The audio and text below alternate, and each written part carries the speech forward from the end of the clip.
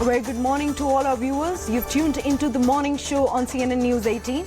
I'll be taking you through all the latest news and updates. I'm Kohina Sharma. Now, we'll start our show first with Bengal's breaking input. Now, after widespread violence in Bengal, the central forces have written to the state election commissioner stating that they did not receive any list of sensitive booths. Now, the BSF alleged that there was no cooperation from the state force and also stated that wherever they were deployed, they went for their duties. Now, the BSF further said that there were some problems in the booths where they were not posted, and the problems that they faced on the booths where they were posted, they have really dealt with them with professional expertise. Now, the incidents occurred in places where the central forces were not present. Now, West Bengal once again saw a violent bout of clashes, now this time during the rural elections in the state. Now, joining me on the broadcast is my colleague Kamalika. Very good morning, Kamalika. What more details are we getting on the violent clashes and BSF's complaint? Very good morning. The thing is that the BSF has written a letter, and the point of Central Force is that they were not given any data of sensitive booths. So, and no maps of sensitive booths. Their point is, if sensitive booths details would have been given to them, then they would have also monitored where their forces are and what best can be done.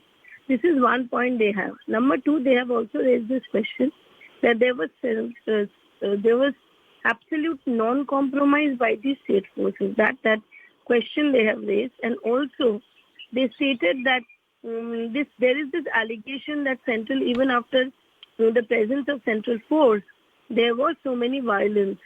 Their answer was clear. Their answer was that they were only sent to places where the state force told them that they were sensitive.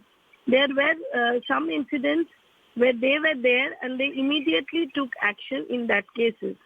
But most of the cases where major incident took place, they were not sent in that sensitive places where major incident took place. So that is their allegation.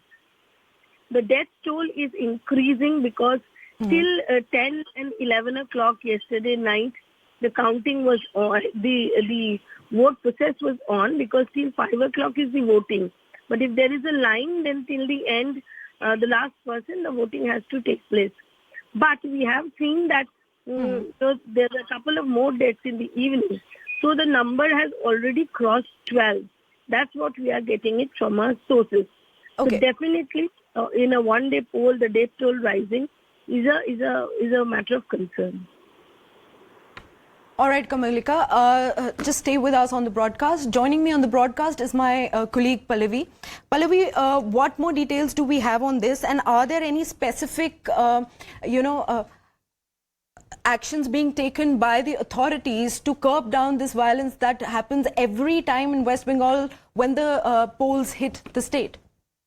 See, there's a mounting pressure on the State Election Commission to prove that it's non-partisan. And of course, we've heard the demands coming in from BJP leader of the opposition over here, also Suvendu Adhikari, that, at least in those areas which have been affected and which reported maximum political violence, in those areas there should be a repoll.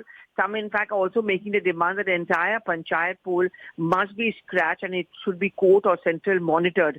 In Murshidabad, for example, news coming in is that there are many areas which were badly affected. There was poll violence, crude bombs thrown. There is a whole demand that under the central forces deployment, there should be another repoll which should be ordered. Well, we'll have to wait and watch to see that situation play out. But I think the story won't just end with the results if they come out on 11th. The story will be much, much beyond that. And this is going to lead up to 2024 as well.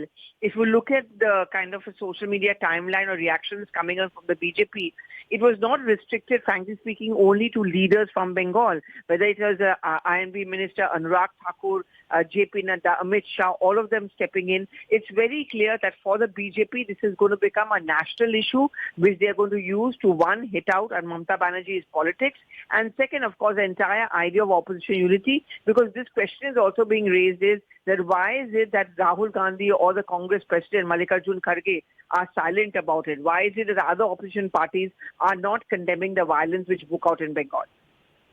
Okay.